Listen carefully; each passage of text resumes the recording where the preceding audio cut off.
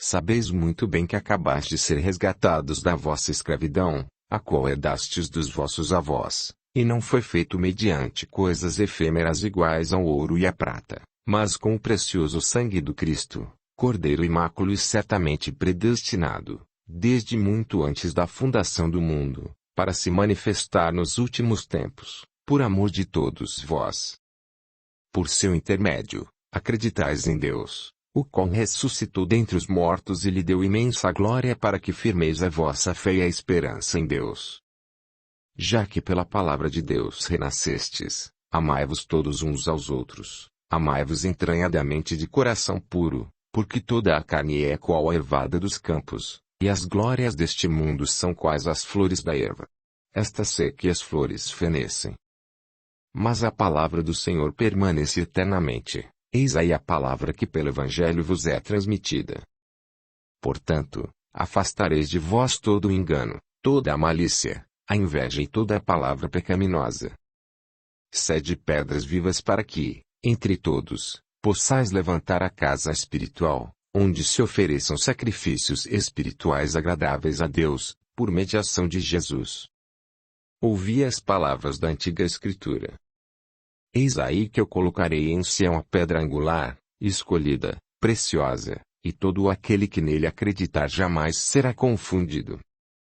Amados, eu vos peço, estrangeiros e caminhantes que sois, desviai-vos dos desejos carnais que combalem a alma.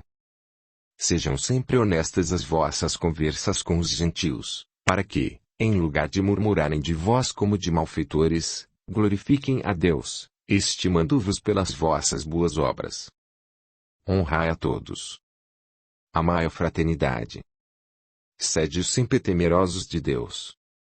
Amai, não somente os bons e humanos, mas também os rigorosos e desumanos, porquanto, que glória tereis se, pecando, sois esbofeteados e os sofreis humildemente. Mas, se fazendo o bem sois injuriados e sofreis com a resignação, certamente sereis agradáveis à vista de Deus. Porque para isso fostes chamados, pois que também o Cristo sofreu por nós, deixando-nos um modelo para lhe seguirmos nas pegadas. Ele não pecou, nem jamais de sua boca saiu engano. Quando era amaldiçoado, abençoava, e, quando injuriado, nunca ameaçava, remetia sua causa ao juiz supremo, que julga tudo justamente. Por causa dos nossos pecados, chegou até o infamante madeiro, para que nós, mortos pelo pecado, ressuscitássemos pela justiça. O sangue que brotou das suas feridas lavou a nossa contaminação. Porque todos éramos qual ovelhas transviadas, mas agora fomos restituídos ao bom pastor. E vós, ó mulheres, sede fiéis aos vossos maridos, para que se alguns não acreditarem na palavra, sejam ganhos sem a palavra pela conservação das mulheres. Seja a vossa conversação honesta e pura. Não vos atavieis exteriormente com o encrespamento de cabelos, enfeites de ouro e custosos estojos. Ornamentai vossas almas com o galardão das virtudes. Sejam os vossos corações puros e sem corrupção. Porque assim se ataviavam, nos tempos antigos, aquelas santas mulheres que confiavam em Deus, estando sujeitas ao marido pelos laços de um amor lícito e puro. E vós, ó maridos, honrai a mulher como vaso mais frágil que é, cede a sua proteção, para que vossas orações não sejam impedidas. Não devolvais mal por mal, nem maldição por maldição, mas, ao contrário, devolva sempre bem por mal, e bênção por maldição. Porque aquele que ama a vida e deseja sejam todos os seus dias bons, afaste-se do mal e faça o bem, procure a paz e siga-a. Os olhos do Senhor pairam sempre sobre os bons e seus ouvidos estão atentos às suas preces. E se alguma coisa vierdes a sofrer por amor à justiça, sereis por isso mesmo bem-aventurados. Portanto, não vos conturbeis. Santificai a Deus em vossos corações e procurai estar sempre bem aparelhados para responder e confundir todos aqueles que caluniarem o vosso proceder em Cristo. Já que Cristo sofreu por nós na carne, armai-vos também vós próprios do mesmo pensamento. Não vades juntamente com os gentios em concupiscência, glotonerias, embriaguez e abomináveis idolatrias. Vede que o fim de todas as coisas se aproxima. Usai, pois, de temperança, orai e vigiai, e, acima de todas estas coisas, animai-vos de fervorosa caridade, pois a caridade cobrirá sempre multidão imensa de pecados. Auxiliai-vos uns aos outros, sem murmurações.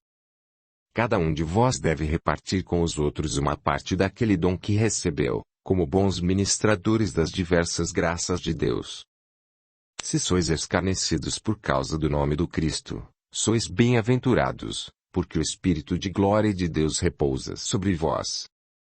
Que nenhum de vós seja tido por homicida, ladrão ou malfeitor, porém, se algum for atingido por ser cristão, não deve envergonhar-se de tal, mas, ao contrário, deve glorificar a Deus. Agora, eu digo a todos os anciãos que se acham no meio de vós, ancião que também sou, e testemunha dos sofrimentos do Cristo. Apacentai o rebanho de Deus que se encontra entre vós, mas não usando da força, nem da violência, e sim por meio da persuasão, da benevolência, desinteressadamente, e assim, quando aparecer o príncipe dos pastores, recebereis a imarcessível e duradoura coroa de glória. E vós, ó mancebos, procurai sempre sujeitar-vos aos anciãos, de maneira que sejais todos uns para os outros. Vesti-vos da humildade de ânimo, porque Deus resiste aos soberbos e derrama sua graça sobre os humildes. Humilhai-vos, debaixo da poderosa mão de Deus, para que Ele vos exalte quando for tempo. Deixai todo o receio, pois Ele cuida solicitamente de todos vós. Sede sóbrios e comedidos, acautelai-vos, porque vosso adversário, o espírito do mal, anda constantemente em volta de vós, qual leão faminto disposto a devorar algum. Aqui, o apóstolo calou, para se refazer um pouco da fadiga. Sentou-se no chão, e um dos seus acólitos lhe ofereceu uma concha cheia de água, para que apagasse a sede. Pedro aproximou-a dos lábios, bebendo de uma só vez o conteúdo. Da multidão principiou a elevar-se um leve murmúrio. Comentavam as palavras do apóstolo. Muitos choravam. Podia-se ver, perfeitamente, o movimento dos peitos agitados, sacudidos pelos soluços. Lágrimas benéficas de arrependimento. Lágrimas arrancadas pelos remorsos de faltas pretéritas, remorsos que as palavras do apóstolo despertaram nas consciências. Após o intervalo de silêncio por parte de Pedro, ele de novo se ergueu, levantando a mão direita por sobre a compungida multidão, e continuou. Graças e paz vos sejam multiplicadas no santo conhecimento de Deus e de Jesus Cristo. Que todas as coisas pertencentes à vida piedosa nos sejam dadas da sua divina onipotência, pelo conhecimento daquele que nos chamou pela sua glória e virtude. Grandes e preciosas promessas vos são feitas para que por elas sejais partícipes da natureza divina, após haverdes fugido da corrupção, que está no mundo da concupiscência. Vós, exercendo toda a vossa vontade a esse respeito, demonstrais em vossa fé, virtude, e na virtude, ciência, na ciência, temperança, na temperança, paciência, na paciência, temor a Deus, amor, fraternidade, e no amor fraterno, caridade. Porque se em vós existirem todas estas coisas, elas não vos deixarão ficar ociosos no conhecimento de Jesus Cristo. Portanto, irmãos, trabalhai firmemente com convicção, e, assim ocupados nestas práticas, jamais caireis. E, desta forma, vos será permitida a entrada no reino eterno do nosso Salvador, por causa do qual não esquecerei de vos relembrar sempre estas coisas, porque acho justo citar-vos as lembranças, enquanto eu estiver neste tabernáculo, o qual sei, brevemente, devo deixar, pois assim me foi declarado pelo próprio Jesus Cristo. Também eu envidarei para que, após meu desaparecimento, possais ter sempre presentes estas lembranças. Porque não vos damos a conhecer o poder e vinda de Jesus Cristo por intermédio de fábulas, mas por testemunha que fomos da sua majestade, contemplada por nossos próprios olhos. Porque ele recebeu de Deus honra e glória, quando desde a própria glória lhe foi enviada aquela voz que disse: Eis aí o meu filho amado em quem tenho contentamento. E nós ouvimos esta voz descida do céu, quando com ele nos encontrávamos no Monte Santo. Nós temos palavras de profecia, porém, firmes, verdadeiras, e vós obrareis o bem, estando atentos à nossa palavra, que vale pelo farol que ilumina os lugares escuros até o dia amanhecer, até que o luzeiro matutino surja a derramar a sua claridade em nossos corações. A profecia não vos é dada pela palavra humana. Não foram os santos homens de Deus que nos falaram inspirados pelo Espírito Santo. E, todavia, houve entre vós falsos profetas, assim como também se levantarão do povo falsos doutrinadores que, a esconsas, introduzirão heresias de ruína e negarão o próprio Senhor que vos resgatou. E muitos seguirão os seus caminhos de ruína, e o caminho da verdade será contaminado. E impelidos pela torpe avareza, com palavras fingidas, farão mercadoria de vós, mas a sua condenação não se fará esperar. Porque, como poderiam eles fugir às penas? Se Deus condenou a destruição às cidades de Sodoma e Gomorra, transformando-as em cinzas e deixando-as para escarmento daqueles que vivem ainda na iniquidade. Pois não preservou Deus a Noé, oitava pessoa, pregador da justiça, e não precipitou o dilúvio sobre o mundo dos malvados. Sabe o Senhor libertar da tentação os piedosos e condenar os injustos, para que estes sejam atormentados no dia do julgamento. E, muito especialmente, todos aqueles que, obedecendo aos impulsos da carne, andam na concupiscência e desprezam as potestades, sendo tão atrevidos e contumazes que nem temem falar mal das dignidades. Estes, porém, que falam mal daquilo que não compreendem, quais seres irracionais que assim se tornam, são, naturalmente, criados para a presa e ruína, e perecerão completamente em sua própria treva. Considerando felicidade o poderem diariamente gozar, recreiam-se em seus próprios erros, seus olhos estão cheios de adulteração e não se sabem sustar no pecado, exercitam seu coração somente na cobiça. Estes são filhos da maldição, os quais deixam o caminho reto para seguir as sendas tortuosas de Balaão. Estes são fontes secas, sem água, nuvens arrastadas pelos turbilhões dos ventos. Para eles estão reservadas as trevas e a escuridão. Pois havendo-se já uma vez afastado das contaminações do mundo, pelo conhecimento de Jesus Cristo, voltaram a elas novamente vencidos, sendo as suas postimárias piores do que os princípios. Portanto, melhor lhes fora não haverem jamais conhecido o caminho da justiça, porque, depois de o terem conhecido, retornaram, desobedecendo ao santo mandamento que lhes foi dado. Irmãos, para que vos lembreis daquelas palavras que vos foram dadas pelos santos profetas, e dos nossos mandamentos de apóstolo do Senhor e Salvador, dir-vos-ei que, nos últimos dias, se levantarão falsos e mentirosos, os quais, andando em concupiscência, dirão: onde está a promessa do seu advenimento? Pois que todas as coisas vão perseverando qual eram desde o princípio da criação. Eles ignoram que os céus e a terra são desde o princípio dos tempos, e se já o mundo antigo pereceu em parte, afogado pela água, os céus e a terra foram conservados para o fogo do dia do julgamento, para a perdição dos homens ímpios. Mas vós, ó amados, não ignorais uma coisa, isto é, um dia perante o Senhor corresponde a 10 séculos, e 10 séculos se igualam a um só dia. O Senhor não falta a sua promessa a qual muitos pensam. Ele é apenas paciente para convosco. Ele não quer que ninguém pereça, e sim que todos venham ao arrependimento. Porém, o dia do Senhor chegará sutil qual o ladrão em noite sombria.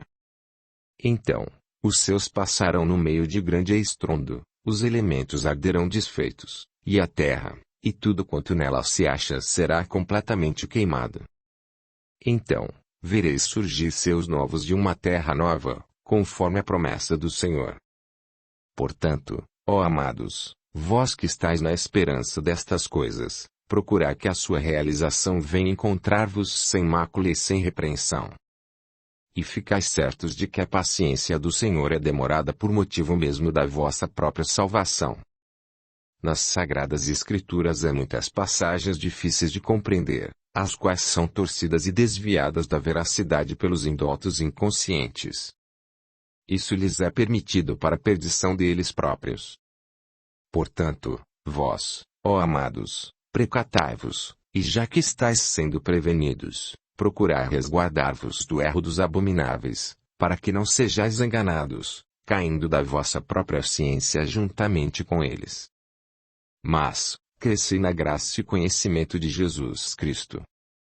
A Ele seja dada toda a glória pelos séculos dos séculos. Amados, um mandamento vos dou.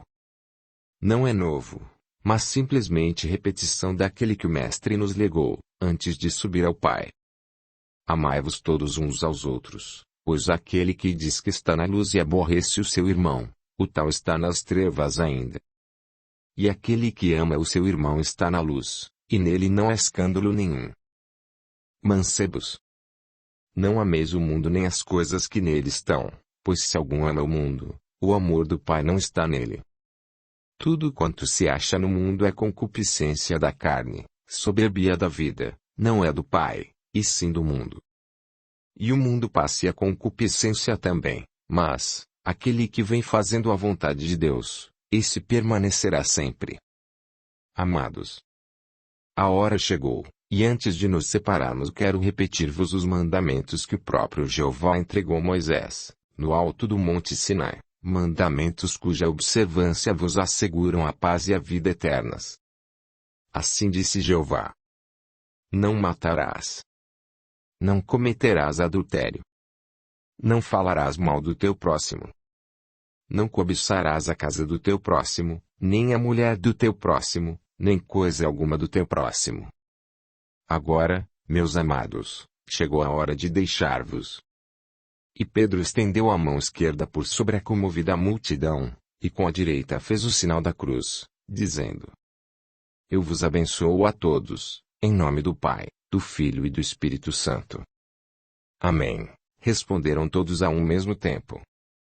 Em seguida, o apóstolo, deixando vagar pelos lábios um sorriso de paternal proteção, cumprimentou a todos, agitando as mãos, e, seguido por seus companheiros, abandonou o recinto. Eram 2 horas da madrugada. Os cristãos levantaram-se, e, empunhando achotes e lanternas, foram saindo na mesma ordem da entrada. Alguns choravam, outros murmuravam preces, mas outros cantarolavam, a meia voz, hinos de culto dedicados a Jesus. Toda aquela multidão se foi dispersando e perdendo pelos caminhos, que, partindo daquele que se dirigia ao centro da cidade, iam ter aos subúrbios mais afastados. Muitos se dirigiam à metrópole, rompendo a densa treva com a luz indecisa das lanternas, que mal chegava para lhes iluminar os sítios onde deviam pôr os pés. Um grupo formado por 2 mulheres e 2 homens, procurando distanciar-se dos demais, foi avançando cidade adentro, entrando finalmente na via acelerada. As mulheres davam mostras-se de não estar acostumadas a percursos a pé, pois pareciam bastante fatigadas. Os 2 homens as ladeavam um em cada extremo, falando em voz baixa e carinhosamente, aquela que lhe ficava próxima. Seguia atrás dos 4, a bem pouca distância, um desconhecido, embuçado em ampla capa e com a cabeça coberta por grande chapéu, sob cujas largas abas brilhavam, com inusitado fulgor, olhos que fitavam, com insistência, o par que, pela corpulência, demonstrava ser o de mais avançada idade. Ah! Maldito! Murmurava o embuçado com raiva concentrada, fechando ameaçadoramente os punhos. O grupo deteve-se, finalmente, em frente da casa de Caio. Depois da permuta de algumas palavras, deram volta ao edifício e detiveram-se novamente em frente à portinhola do jardim, alheios à espionagem de que vinham sendo alvo por parte do desconhecido, que, para não ser visto, se ocultou por detrás de grande árvore próxima. Os dois homens cumprimentaram afetuosamente as mulheres, que, apesar dos mantos de escravas nos quais se envolviam, revelavam, por seus modos aristocráticos, a condição de nobres damas. A mais alta empurrou a portinhola, que cedeu, abrindo-se. Ambas entraram. Os dois cristãos se afastaram. O espião, deixando o esconderijo, a grande espaçada se dirigiu à mesma portinhola. Empurrou-a, mas esta não cedeu, por ter sido fechada do lado de dentro. Então, praguejando, tirou do bolso uma chave com a qual a abriu. Entrou, fechando-a de novo. Atravessou o jardim e dirigiu-se ao vestíbulo que dava acesso às habitações da criadagem. Antes de entrar, tirou o chapéu e, à frouxa luz do satélite da Terra, deixou ver o carrancudo rosto. Era Zadias. Capítulo 7. Vilania. Eram 8 horas da manhã. Apoio, montado no seu esplêndido carro de fogo, desdobrava o manto de púrpura e ouro, do qual se desprendiam reflexos deslumbrantes, que, ao incidir nas nuvens, forjavam cambiantes luminosos de opala, rosa, e da mais bela cor de rubi. Em tal momento, árdua tarefa seria para uma artista trasladar à tela o maravilhoso espetáculo daquele céu, pois na palheta de um pintor dificilmente se poderiam encontrar cores tão belas e delicadas, tão etéreos matizes. Na câmara de Fúvia reinava profundo silêncio. Em uma das janelas que davam para o jardim estavam fechadas apenas as vidraças, de modo que a luz, escoando-se através do rendilhado da cortina, desenhava sobre a aveludado tapete da Pérsia luminosas e fantásticas combinações. Junto à janela, sentada diante da mesinha de cedro do Líbano, na qual apoiava os braços, Lídia contemplava uma estampa. Era a imagem do Redentor. Como que em êxtase, seus olhos permaneciam fixos naquela figura suave. Seus lábios se moviam quase que imperceptivelmente, como se Horácio dirigisse ao Salvador suavíssimas palavras de adoração. Toda a sua vida parecia concentrada nessa contemplação mística. Tão absorvida, tão concentrada em si mesma, tão desprendida das coisas terrenas, que não percebeu Fúvia levantar-se do leito e envolver-se rapidamente num alvíssimo penhoar. Surpreendida pela imobilidade de Lídia, que lhe ficava de costas, e querendo saber o que estaria a contemplar com tanta abstração, aproximou-se na ponta dos pés, para não ser pressentida. Afortunadamente, seus passos eram abafados pelo macio tapete que cobria o soalho do dormitório. Chegou junto da filha, e, retendo a respiração, olhou por cima do ombro. Suave e amoroso sorriso lhe aflorou nos delicados lábios, ao ver do que se tratava. Abaixou-se um pouco e depositou um ósculo no acetinado pescoço da donzela. Esta soltou pequeno grito de susto, voltando-se rapidamente. Meu Deus! Mãezinha, assustaste-me, disse, levantando-se prontamente e abraçando-a por entre beijos nas faces rosadas. Ah! Louquinha! Por que te assustaste? Quem podia ser senão eu? É certo. Tanto amas, Lídia, que até te esqueças de mim? Perguntou, indicando-lhe a imagem de Jesus. Se o amo. Com todas as forças da minha alma. Mas não penses, mãezinha, que me esqueço de ti. Tu sempre serás a minha mãezinha querida, minha irmã, meu anjo protetor. Olha, mamãe, que expressão tem o rosto dele, tão sedutor, prosseguiu, mostrando-lhe a gravura. É impossível vê-lo e não o amar. E a sua doutrina como é pura e santa. Por demais exigente, respondeu Fúvia, soltando um suspiro, como se a sua alma estivesse sob o peso de algum remorso. Por quê, mamãe? Perguntou a menina, ingenuamente. Porque a alma humana não pode, embora queira, seguir fielmente aqueles preceitos. Somos muito imperfeitos ainda. Tu sabes, minha filha. As exigências do mundo, o ambiente em que vivemos, tudo nos inclina a alimentar certas paixões, que não podem, de forma alguma, adaptar-se à perfeição daqueles ensinamentos sublimes. Pois eu creio, mãezinha, que tudo depende da força de vontade. Ah! Não digas, minha filha, muitas vezes a alma é arrastada pelo destino, pelas circunstâncias que a rodeiam, e tudo isso, soprando qual violento ciúme dos desertos, destrói, num dado momento, o castelo de bons propósitos e santas aspirações, levantado a custo de grandes esforços durante muito tempo, não raro através de muitos sofrimentos. Tu não podes sabê-lo, minha filha, pois apenas principias a entrar no mundo. Será como dizes, mãezinha, mas, eu sei que, tomada uma decisão, coisa alguma conseguirá demover-me. Deus permita sejas sempre assim, Lídia, disse Fúvia, emitindo doloroso suspiro. Continuando, perguntou, para dar novo rumo à conversa. Dize-me, Lídia, a quem mais amas? A Jesus ou a Virgílio? A Jesus, respondeu prontamente a donzela, cujos olhos brilharam com misterioso fulgor.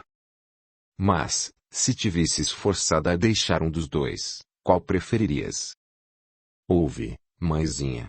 Amo a Virgílio com todas as forças do meu coração, mas, se fosse forçada, por uma causa qualquer, a abandoná-lo, eu o deixaria, embora com intenso pesar, a Jesus, porém, jamais a abandonaria, e por ele estou disposta até ao sacrifício da própria existência. Ama-o tanto assim? Sim.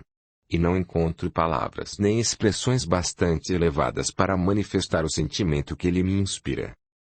Filha, tu assim dizes, agora, mas, desconfio que o teu entusiasmo esfriaria logo, em face de um fim desastroso, no meio das feiras do circo. Por exemplo. Que dizes, mamãe? Recuar, eu, perante o sacrifício. Renegar minha crença sublime, por temor da morte. Jamais. Lídia. Tão horrível morte. Horrível. Não. Gloriosa é que deves dizer. Que felicidade. Morrer por Jesus, conforme ele morreu por todos nós. Fúvia empalideceu. Não insistas em falar assim, ó Lídia, exclamou. Serias tu capaz de chegar até ao martírio? Para mim, seria a maior ventura. Poder abraçar a palma do martírio. Fúvia soltou um grito e cobriu o rosto com as mãos, pois acabava de ver a filha numa sinistra e rápida visão, terrível, espantosa. Com a instantaneidade do raio, a donzela sofrera uma transformação que abalou profundamente o seu coração materno. Então, viu aquele corpo formoso vergar sobre si próprio, qual débil açucena violentamente batida pelo furacão, e ficar estendido, sem vida, no chão, derramando sangue por inúmeras feridas, rasgadas à feição das produzidas pelas garras de algum felino. Que é isso, mamãe? Exclamou Lídia abraçando-a e procurando tirar-lhe as mãos do rosto. Quando o viu inundado de lágrimas, inquiriu com aflição. Choras? Será talvez por minha causa. Bastaram essas palavras para que Fúvia desatasse em pranto convulsivo. A donzela, movendo os braços com desespero, ajuntou. Não chores mais, mãezinha querida. Talvez te ofendesse com alguma palavra involuntária. Se assim é, perdoa minha falta, não tive tal intenção. A mãe, enxugando as lágrimas e procurando esconder a impressão que lhe causara a sinistra visão, disse. Bem avalio, minha Lídia, que o teu amor por mim não chega ao alcance do sentimento que nutro por ti. Por quê, mamãe? Porque, das tuas palavras, depreende-se o seguinte. Serias capaz de abandonar-me, quando a mim me falta até a coragem de pensar que algum dia havemos de nos separar. A donzela sentiu oprimir-se-lhe o coração, ouvindo tais expressões, e, como que tomando súbita resolução, disse. Perdoa, mãezinha. Os meus entusiasmos pela causa do Cristo levaram a exceder-me. Amo-te mais do que a minha própria vida, e coisa alguma conseguirá afastar-me de ti. Sem poder olvidar a sangrenta visão, disse Fúvia, com dolorido timbre de voz. Tu sabes, filha, que os cristãos são perseguidos cruelmente pelo barbário Nero. E ai de nós se a nossa crença venha a ser conhecida. Ai de ti, minha filha, se o tirano te puser a vista em cima.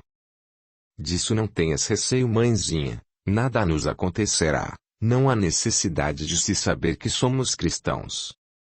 Mas eu temo que os teus entusiasmos venham a denunciar-te. Procurarei conter-me. Nem teu pai deve saber traços, certamente. E, a propósito, lembro que papai está demorando muito em regressar. Fúvia empalideceu novamente, e, perturbada, contestou. É verdade. Há alguns dias que não recebemos notícias.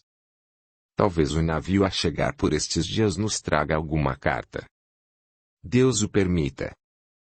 Nesse momento, uma escrava veio avisar que a refeição da manhã, constituída de chocolate e leite fresco, estava servida, esperando-as no cubículo. Fim da pequena refeição, saíram para o jardim, onde Lídia se ocupou em tratar das suas flores prediletas, enquanto Fúvia, sentada num banco de mármore, se entregava a bem tristes e amargas reflexões. Acudiu-lhe a lembrança das palavras ouvidas nas catacumbas, na noite anterior. Ainda ecoavam nos seus ouvidos as advertências do apóstolo Pedro, palavras cheias de misticismo e unção, e que lhe penetravam profundamente no íntimo da consciência, enchendo-a de sobressaltos, receios e remorsos. Ah, pensava infeliz, como pude ser tão leviana? Como resvalei tão facilmente assim? Quando era meu dever conservar a virtude firme, inabalável. E eu que me considerava com a resistência da fortaleza inexpugnável. Meu Deus, que será de mim? Como esconder a Caio a minha falta? Suicidar-me-ia, se não amasse tanto a minha Lídia. Não tenho coragem de abandonar. E, no entanto, que torturas!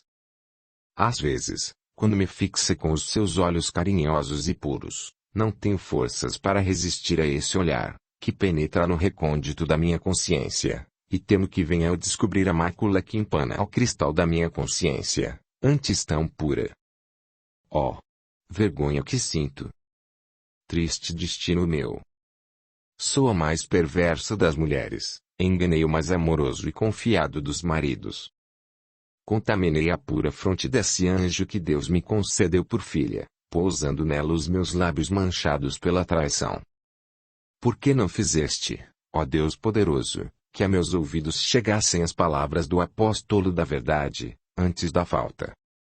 Talvez agora não tivesse que sofrer o incruento espicaçar dos remorsos por haver vilmente traído o esposo que me confiou a sua fé, a sua honra e o seu amor. Quanto me considero culpada, meu Deus! Serei apontada, chamar-me-ão adúltera. Para mim não haverá perdão. E, sem poder conter por mais tempo a dor, a amargura, a infeliz, cobrindo o pálido rosto com as mãos, desatou em inconsolável pranto. Lídia, que se achava entregue totalmente à sua ocupação favorita, cuidar das suas queridas plantas, deteve-se surpreendida, atônita mesmo com aquela explosão de lágrimas, e logo correu em auxílio da mãe. Afastou-lhe as mãos do rosto e com o lenço principiou a enxugar-lhe as lágrimas, enquanto perguntava com trêmulo acento. Que é isso? Poderás dizer-me a causa desse inopinado pranto? Vendo que Fúvia baixava os olhos, sem responder à pergunta, insistiu. Será por causa do papai demorar tanto? Não é, mamãe. Não sei por que nos abandonou assim, quando não havia necessidade alguma de sermos mais ricos. Não, minha filha, não é a ausência de teu pai que me faz chorar. Sei perfeitamente que vai voltar. Então, qual o motivo dessas tuas lágrimas? Novo silêncio da parte de Fúvia, que se mostrava perturbadíssima. Lídia, vendo-lhe a confusão, continuou. Será que eu não posso saber? Fúvia continuava muda. Se assim é, mãezinha, guarda o teu segredo. Todavia, penaliza-me não poder confortar-te. E lhe deu prolongado beijo na fronte. Fúvia explodiu novamente em pranto. A menina contemplava em silêncio e com angústia expressa no formoso semblante. Quando a mãe se acalmou um pouco, Lídia lhe disse: Vamos, sossega, mãezinha, não será tão grande a desventura que não possa ter remédio. Para a minha aflição não há remédio. Há coisas que tu não podes ainda saber, minha filha, a tua pureza te impede de as compreender. Algum dia, bem próximo talvez, saberás que tua mãe é atualmente a mais desgraçada das mulheres. Meu Deus, disse a menina, juntando as mãos, desgraçada, disseste. Dize-me, quem te faz sofrer? Dize-me, e eu serei capaz de o exterminar para sempre. Mais tarde, tudo saberás. Agora, vamos entrar. Talvez um pouco de descanso tonifique meus nervos. Dirigiram-se ao dormitório. Fúvia deitou-se no triclinium. Lídia deixou-se ficar a seus pés, sentada no tapete, espreitando seus menores movimentos. Pouco a pouco, Fúvia foi adormecendo, até cair em profundo sono, que se prolongou até a tarde. Lídia permaneceu velando-lhe o repouso durante todo aquele tempo, perdida em conjecturas. Forçava a juvenil imaginação, procurando desvendar a estranha anomalia de sua mãe, que, até então, vira sorridente, parecendo feliz. Finalmente, Fúvia despertou, levantou-se do triclinium e, vendo Lídia ali, indagou: Minha filha, já deve ser tarde. São 2 horas. E permaneceste todo este tempo a meu lado? Sim, mãezinha. Sem tomar alimento algum? Agora vamos refazer-nos. Já te sentes melhor, mamãe? Sim. Este descanso me reequilibrou um pouco os nervos. Vamos ao cubículo, pois se aproxima a visita de Virgílio, e não é justo sofras as consequências da minha melancolia. À hora habitual, os dois namorados estavam no jardim, na forma costumeira. Virgílio sempre apaixonado, Lídia, porém, parecia prestar-lhe pouca atenção. Seus olhos se dirigiam constantemente a Fúvia, que se achava sentada no outro banco, um pouco afastado daquele que os jovens ocupavam. O rosto de Fúvia, sempre rosado, naquele dia se mostrava pálido e triste, e a sua tristeza parecia transmitir-se ao semblante formoso da donzela, que respondia friamente ao apaixonado Virgílio. As atitudes de Lídia, um pouco esquisitas e tão contrárias ao seu caráter expansivo e alegre, não deixaram de ser percebidas pelo moço.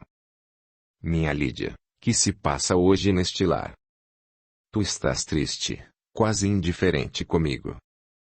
Tua mãe tem o aspecto de quem sofre e parece até que neste jardim paira uma aura densa, compacta, que asfixia. Estarás, porventura, passando por algum grande desgosto, meu amor?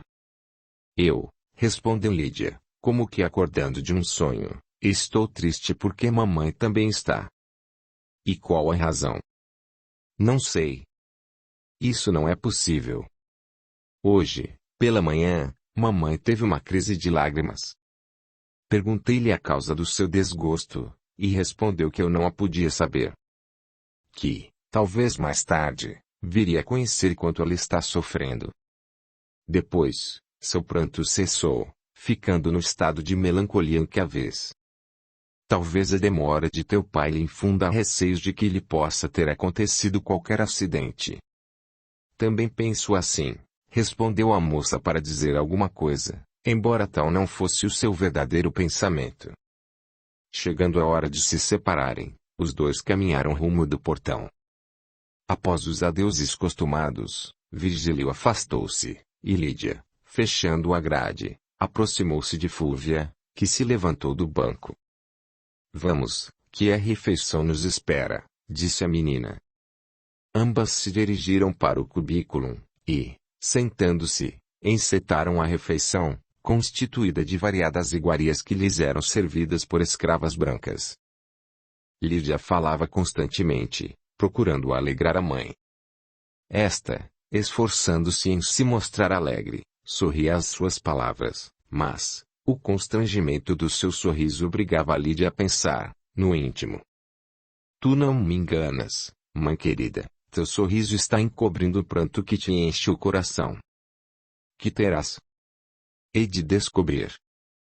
Terminada a ceia, entretiveram-se durante 2 horas, no salão, conforme era costume. Lídia pegou na harpa, e seus delicados dedos percorreram as cordas do harmonioso instrumento.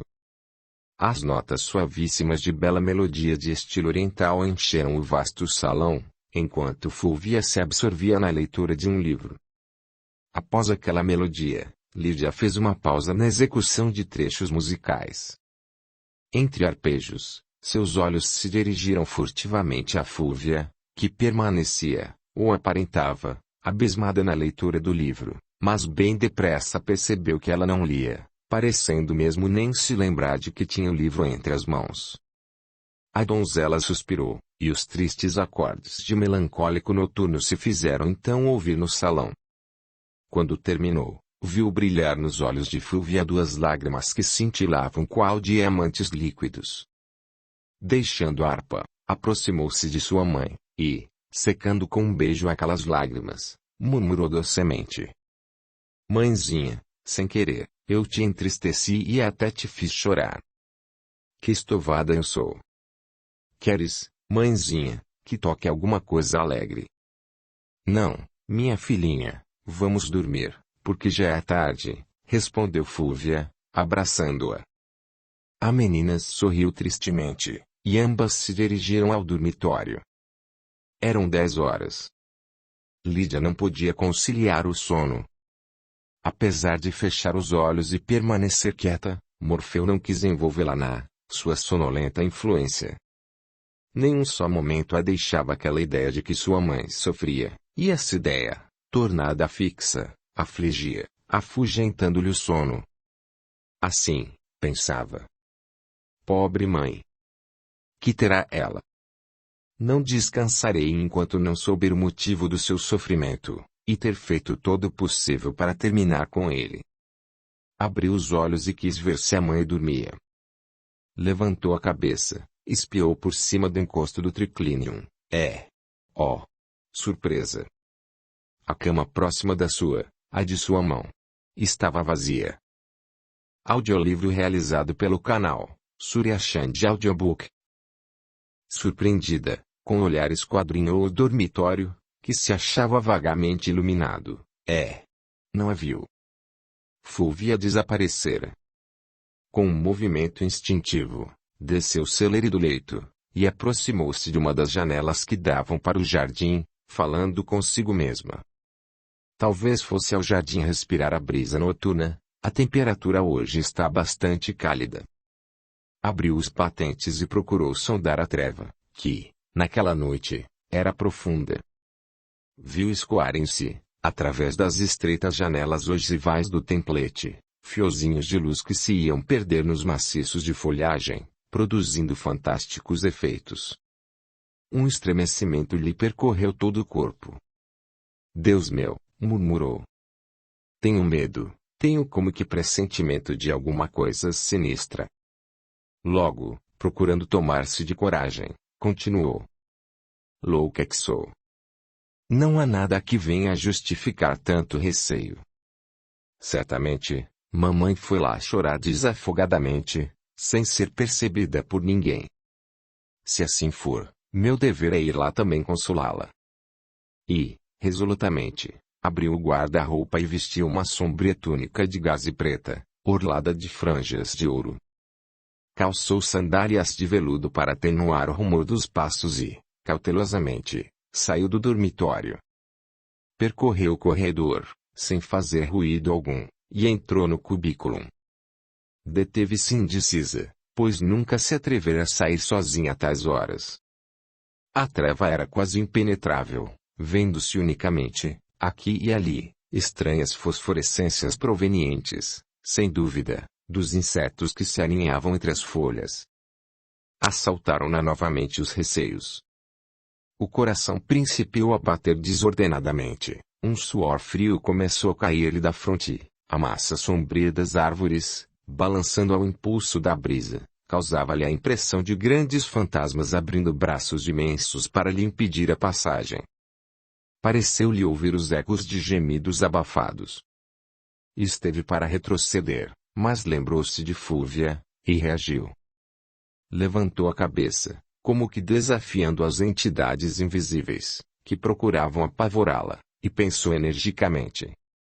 De retro, perversos fatores do mal, as vossas maquinações não conseguirão deter-me. Jamais recuarei um passo em meus propósitos. Sigo avante, em nome de Deus Todo-Poderoso. E avançou entre os canteiros e estátuas das mitológicas divindades, cujos mármores manchavam de branco o manto de trevas que sobre o jardim se estendia. Achava-se já a 2 passos das colunas que sustentavam o pórtico do belisco, quando um grito estridente lhe feriu os ouvidos, ecoando dolorosamente pelo jardim. Conheceu a voz. Era de Fúvia. Deu um salto, precipitou-se no interior do templete, e aos seus olhos espantados apresentou-se terrível cena. Sob a luz da lâmpada egípcia, que pendia do teto e espalhava a tênue claridade no recinto, viu Fúvia lutando desesperadamente com um homem cujo rosto não pôde ver, por estar de costas. Ele a segurava estreitamente abraçada, empunhando na mão direita um punhal tinto de sangue, e procurando dominá-la. Fúvia, que o mordia desesperadamente nos braços, gritava raivosa. Solta-me, infame, escravo vil. É inútil te defendas, minha bela, exclamava o homem. Juro pelos deuses que hoje serás minha. Lídia não viu outra coisa senão sua mãe em perigo, e, julgando que o sangue que corria do punhal fosse materno, invocou mentalmente. Ajudai-me, bom Jesus. Imediatamente, sentiu-se possuída de uma força prodigiosa, e, precipitando-se sobre o miserável, pegou pela gola da vestimenta e puxou com supranormal violência, forçando-a a desprender-se de Fúvia, que, quase desmaiada, se deixou cair no banco de mármore. A donzela agiu com tanta energia, que o sátiro caiu de costas nas lajes do pavimento. Seu rosto foi iluminado pela luz que a lâmpada projetava, e Lídia, que se inclinara para ver quem era, endireitou-se rapidamente, clamando com suprema indignação. Ah! Vilão! És tu? E nós que depositávamos em ti toda a nossa confiança. Levanta-te, miserável, e abandona este lar, que pretendias desonrar. Zadias, pois era ele, levantou-se, enquanto a jovem falava, e disse, com raiva, despeitado pela humilhação que a menina lhe infligira, estatelando no solo. Não, eu não. Quem desonrou o vosso lar foi esse miserável cristão ao qual acabo de eliminar, vingando, assim, a afronta que atirou ao rosto de vosso pai, manchando o digno nome de seus antepassados. E indicou-lhe um dos cantos do templete. Lídia viu um vulto estendido no chão e no qual não havia ainda reparado. Aproximou-se. Era um homem elegantemente vestido, caído de bruços no pavimento, em meio de grande poça de sangue, que manava de larga ferida aberta nas costas. Horrorizada, gritou. Meu Deus, um homem morto. Respondeu-lhe um gemido. Voltou-se e viu Fúvia que, levantando-se do banco para se aproximar do homem estendido no chão, acabava de tombar desmaiada junto dele. Capítulo 8. Horas de angústia. Vejamos o que motivara aquela cena terrível que Lídia acabava de presenciar. Fúvia esperava deitada no triclínio a hora estabelecida para sua costumeira entrevista com Aurélio. Será a última, pensava, resoluta. Não posso continuar nessa falsa posição. As palavras do apóstolo ecoam intensamente nos meus ouvidos, recordando-me os meus deveres. Além disso, o liberto Zadias pode, de um momento a outro, descobrir minhas entrevistas e as denunciar a Caio. Já desconfiei até que as haja surpreendido. Às vezes, olha-me de modo particular. Incisivo. A expressão do seu olhar. Assintoso. Aquela chama que se desprende dos seus olhos. Parece falar de alguma coisa em comum. Não sei se será ódio ou amor o que esse homem sente por mim. Há momentos em que parece querer dirigir-me a palavra, mas se detém, como se não se atrevesse. E, afinal, que me importa esse infino liberto? Naquele momento, ouve Fulvia o sinal combinado, vindo ao jardim. Levantou-se, e, após certificar-se de que Lídia dormia, vestiu rapidamente uma túnica branca de lã, envolvendo-se num manto escuro, e saiu do dormitório, sem fazer o mais sutil barulho. Instantes depois, encontrava-se no pavilhão, onde Aurélio a esperava. Fulvia tirou o manto e sentou-se. Estava palidíssima. Aurélio sentou-se ao seu lado, e, passando-lhe o braço pelo alabastrino pescoço, perguntou-lhe: Estás pálida, minha Fulvia, sentes-te mal? Ela, desprendendo-se-lhe do braço e esquivando o corpo, retorquiu: Sinto-me triste. Muito triste. Sim, já o percebi.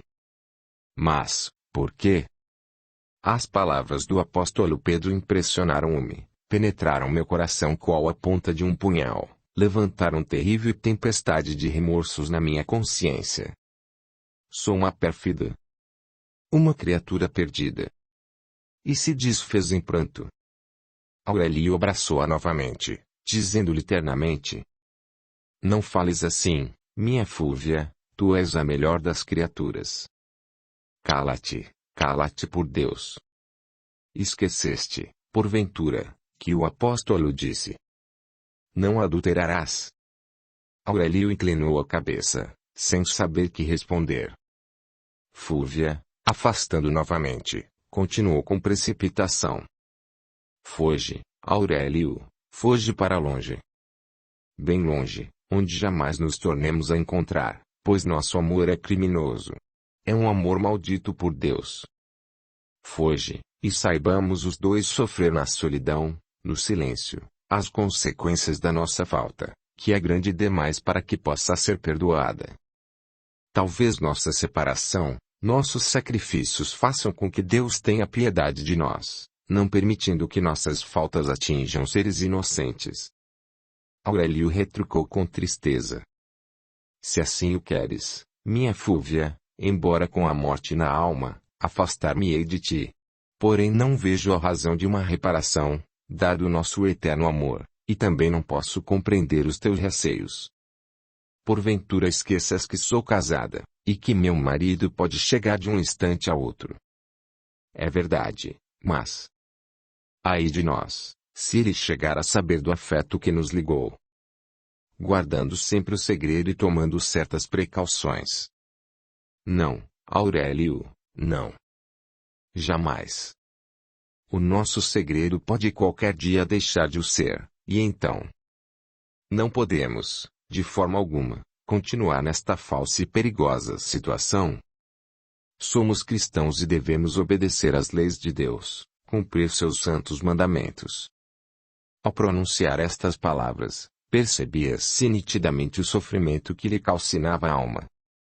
O seio da infeliz era sacudido pelos soluços que, em vão, procurava conter. Dos olhos lhe desciam lágrimas, pérolas líquidas que iam brilhar, retidas, entre as malhas das finíssimas rendas do vestido. Está bem, Fulvia, vejo que tens razão. Além disso, basta o teu sofrimento para que eu cesse de vir aqui. Amo-te muito para que te faça sofrer assim. Dou graças a Deus pelo favor que me concedeu durante este tempo, em que me aproximei de ti, e por saber que fui amado. Retiro-me. Só um favor te peço, o derradeiro, consentires que permaneça em Roma, para que te possa ver de longe, respirar, pelo menos, a mesma brisa que respiras. Isso não. A tua permanência nesta cidade será uma constante ameaça a pairar sobre as nossas cabeças. Eu sei perfeitamente que, continuando aqui, procurarás aproximar-te de mim. Oh, não. Se não me queres ver morta, foge para longe. Bem longe. Morta. Jamais. E já que é esse o teu desejo, irei para longe, meu amor. Deixa, porém, que, pela última vez, ouça dos teus lábios que não me esquecerás, que continuarás amando-me, que a brisa levará até a minha triste e amarga solidão o eco suavíssimo dos teus suspiros. Deixa que possa ainda mais uma vez apertar-te nos meus braços e depositar na tua fronte o último, porém, eterno ósculo de amor. Levantou-se, aproximando-se, estendendo-lhe os braços. Ela se ergueu também, e, ao contemplar o rosto do seu amado, sentiu partirem-se-lhe as fibras do sensível coração. Aurélio chorava. Abundantes lágrimas deslizavam por aquele rosto varonil e formoso. Rosto que, naquele instante, tinha alguma coisa de sublime, pois nele resplandecia a chama sagrada do verdadeiro amor. Fúvia deixou-se cair nos seus braços, vencida, exausta, sem forças, pedindo a Deus lhe tirasse a existência e respeitasse a daquele ente ao qual sentia amar com todas as forças da sua pobre alma. Aquele amor, ela bem o adivinhava, havia de causar a desdita de ambos. Um instante permaneceram assim abraçados, confundindo as suas lágrimas, sem reparar que, por entre duas colunas, avançava uma cabeça humana, cujos olhos felinos os fitavam intensamente, e cujos lábios se abriam num sorriso mau, satânico e repugnante. Finalmente, Aurélio se dispôs a partir, e, depositando um amoroso beijo na alvíssima fronte de Fúvia, disse, com acento doloroso: Adeus, minha Fúvia. Jamais te esquecerei. Até agora, eu te amei qual mulher alguma poderá ser amada no mundo. De hoje em diante, aprenderei a te amar qual um anjo do céu. Adeus. Fúvia não pôde articular palavra. Sentia-se morrer. Ele, reparando no seu estado, não teve coragem para prolongar aquela despedida, que era uma agonia para ambos. Desprendendo-se dos seus braços, andou 2 passos, mas, naquele momento, sucedeu uma coisa inesperada e espantosa. Qual espírito infernal, destacou-se das colunas um ser humano que, num salto ágil, se precipitou sobre Aurélio, que lhe voltava as costas. Ergueu o braço, e brilhou em sua mão direita a lâmina de um punhal, que, rápida, cravou nas costas do mancebo, fundo, até ao cabo. Fúvia soltou um grito de horror, enquanto Aurélio caía de bruços, sem pronunciar palavra, esvaindo-se em sangue. O assassino, ao ver cair o rapaz, precipitou-se sobre Fúvia, enlaçando-a brutalmente nos seus musculosos braços, dirigindo-lhe frases de repugnante paixão e tentando contaminar-lhe o belo rosto com os seus asquerosos lábios. Fúvia, desesperada, lutou encarniçadamente, disposta a resistir-lhe até a morte. A continuação da trágica ocorrência já sabemos. A chegada providencial de Lídia impedira que o infame consumasse seus instintos de bruto. Quando Lídia viu Fúvia estendida no pavimento, pegou-a com incrível força e a depositou assim no banco. Logo, chamou-a carinhosamente. Mãezinha, volta a ti. Zadias permanecia de pé, na atitude favorita, de braços cruzados ao peito, no canto do templete, sem se mover, como se um poder sobrenatural o tivesse pregado ao solo. Vendo que Fúvia não recobrava os sentidos, a moça lhe pôs a pequenina mão sobre o peito, e, elevando os formosos olhos ao alto, ordenou, traço em nome do Todo-Poderoso, mãezinha, volta a ti. Fúvia suspirou e abriu os olhos. Lídia, dirigindo um novo olhar de agradecimento ao céu, ajudou-o a erguer-se e sentar-se. Logo, beijando-lhe o pálido rosto, perguntou: É verdade, mãezinha, o que o Zadias acaba de dizer? Fúvia, sem responder, inclinou a cabeça com ar abatido. A donzela não precisou de mais detalhes, e continuou acariciando-a novamente. Nada temas, mãezinha querida, nem te envergonhes de mim, pois eu jamais serei teu juiz, ao contrário, estou disposta a sacrificar-me para te salvar. Agora que sei a razão dos teus prantos e tristezas, sinto-me forte para lutar pela tua salvação. Portanto, deixa-me agir. Levantou-se do banco e dirigiu-se ao canto onde Aurélio permanecia ainda estendido, sem dar sinais de vida. Os olhos de Fúvia e Zadias acompanharam-na. Ela procedia qual sonâmbula, ou inspirada, parecendo mesmo que da sua figura emanava um halo que iluminou o vulto estirado no chão. Parecia o anjo da caridade, prodigalizando seus cuidados à infeliz vítima do infortúnio. Fúvia e o liberto a contemplavam silenciosamente. Lídia curvou-se, colocou o ouvido nas costas do ferido. Percebeu tênue latejar do coração. Soltou um grito de alegria. Grande Deus! Ainda vive.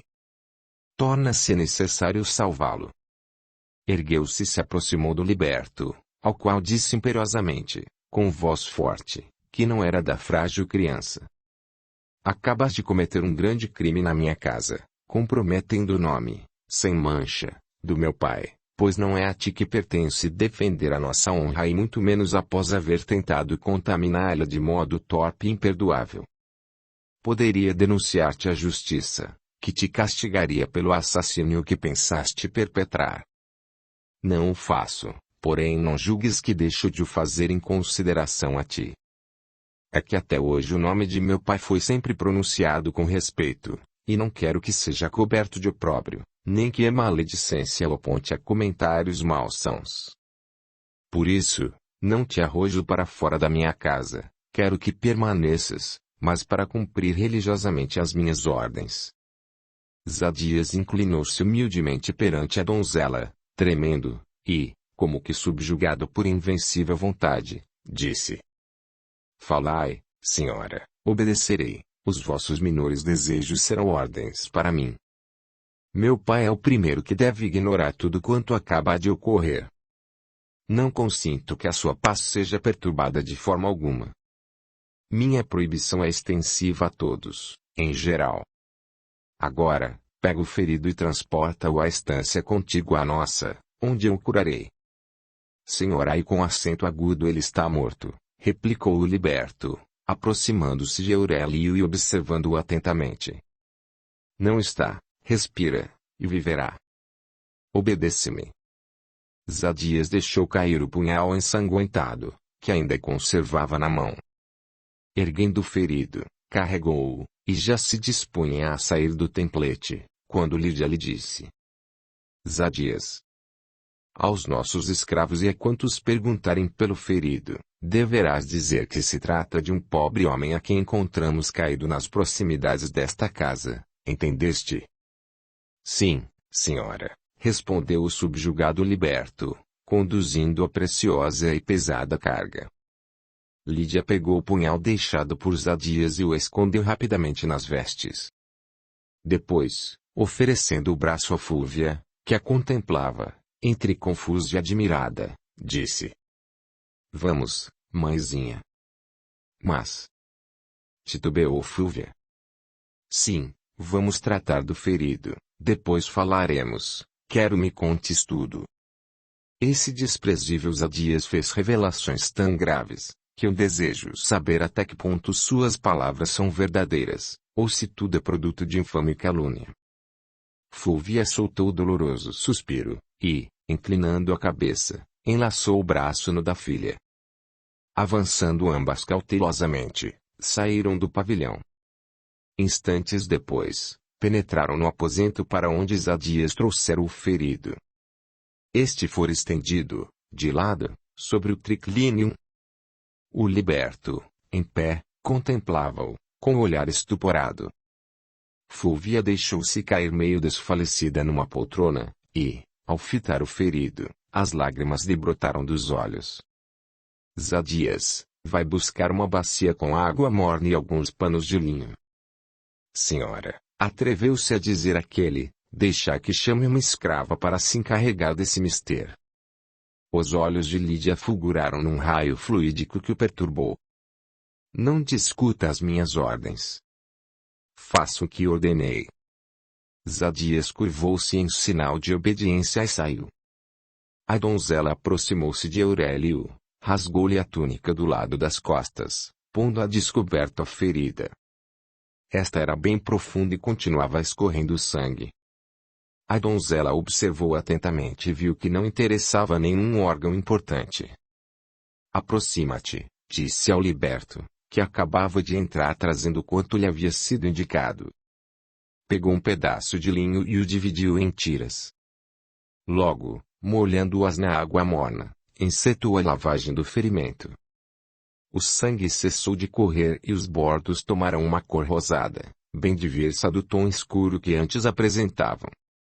Lídia, então, saiu do quarto, dirigindo-se ao dormitório, onde retirou da prateleira envidraçada um vaso de alabastro rotulado bálsamo. Voltando para junto de Aurélio, tirou um pouco da pomada, colocando-a delicadamente na ferida, que em seguida cobriu com fios de linho. Aurélio continuava desacordado. Fúvia contemplava-o com a dor, a angústia estampada no formoso e triste semblante. Está certa, minha filha, de que não morreu? Perguntou em voz baixa e lamentosa. Não morreu, não morrerá. Bem depressa terás disso certeza plena, respondeu Lídia.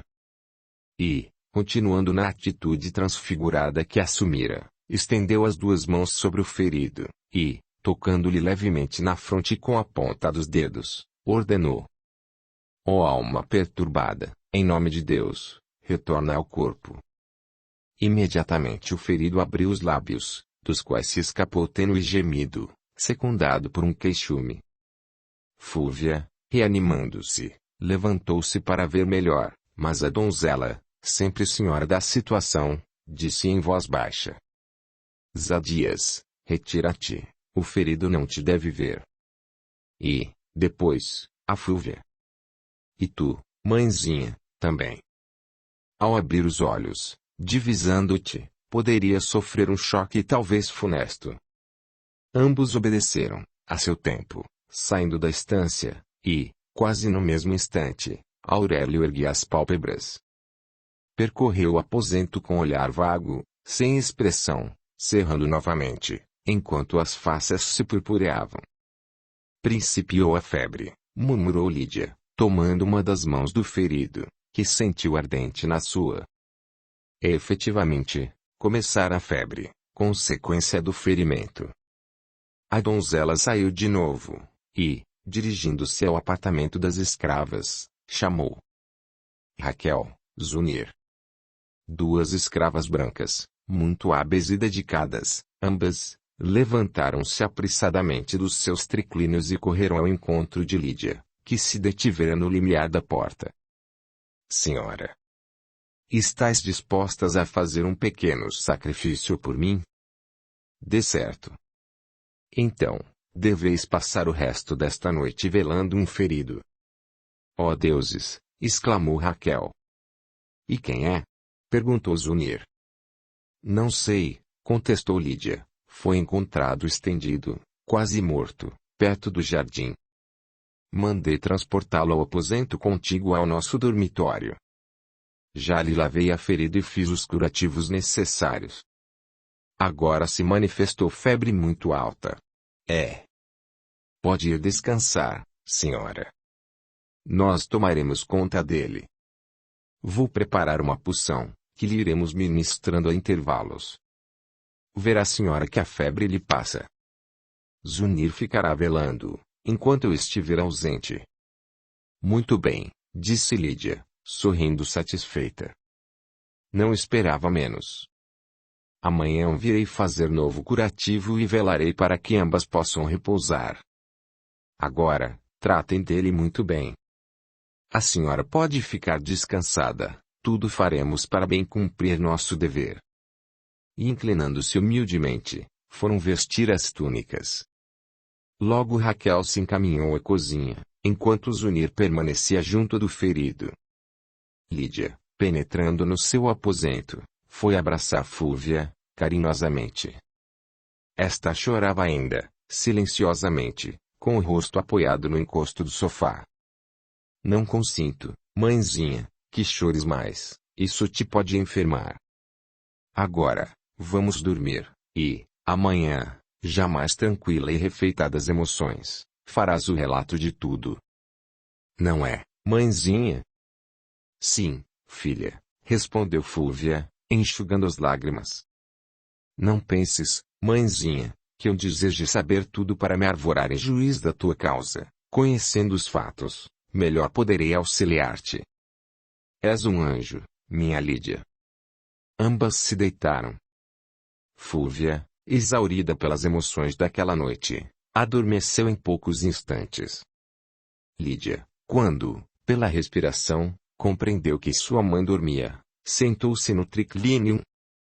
Não poderia conciliar o sono. Ficou a considerar todos os sucessos daquele tão agitado dia. Pensando que talvez a mãe fosse culpada de alguma paixão criminosa, lágrimas deslizaram pelo seu angélico semblante. Tremeu pelas consequências.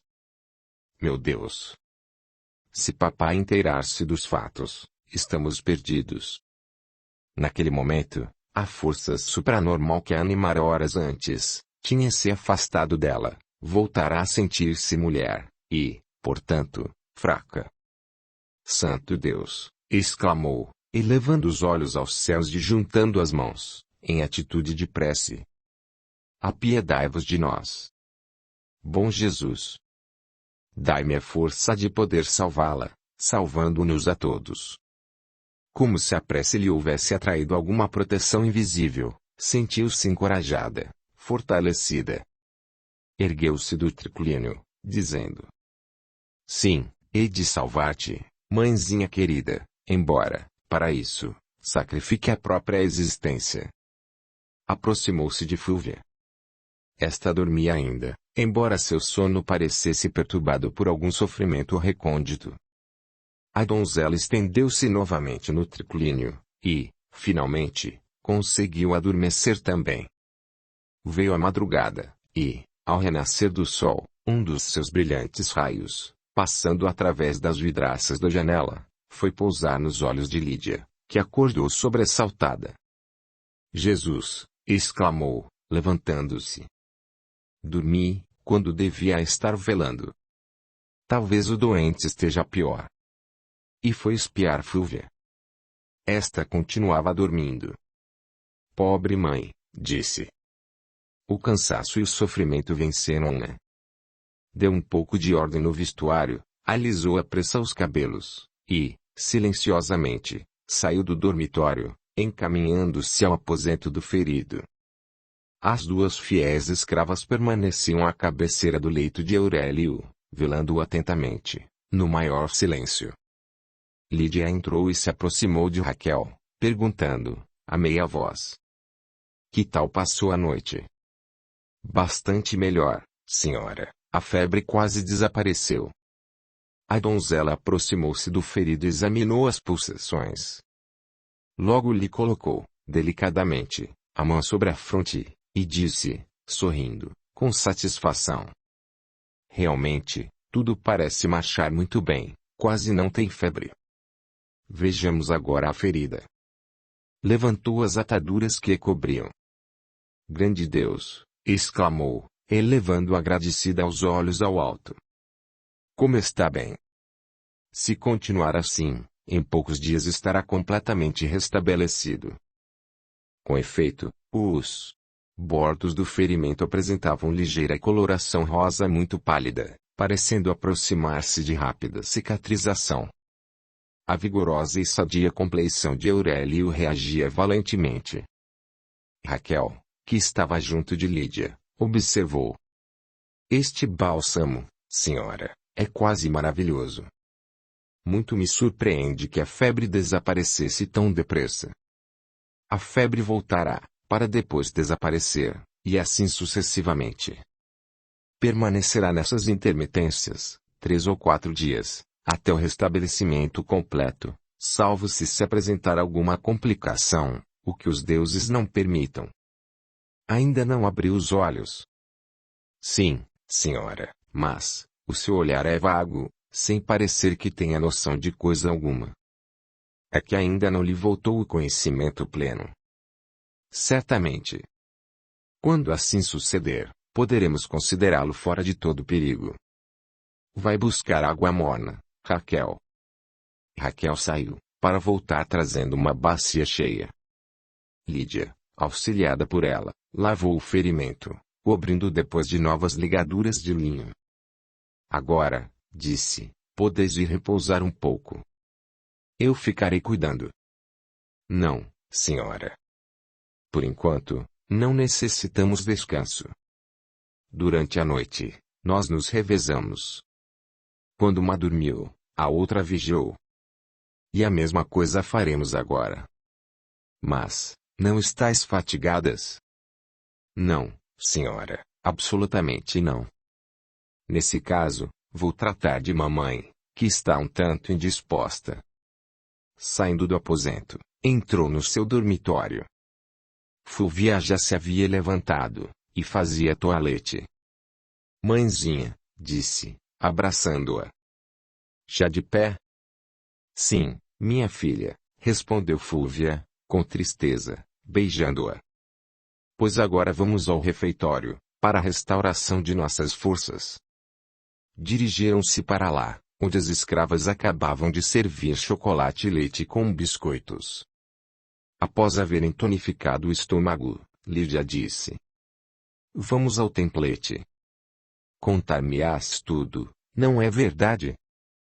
Sim, filha querida. Qual se fossem boas amigas, e não mãe e filha, dirigiram-se ao pavilhão do jardim. Entraram, sentaram-se no banco de mármore. Fúvia inclinou a cabeça para o peito, como que a coordenar os pensamentos.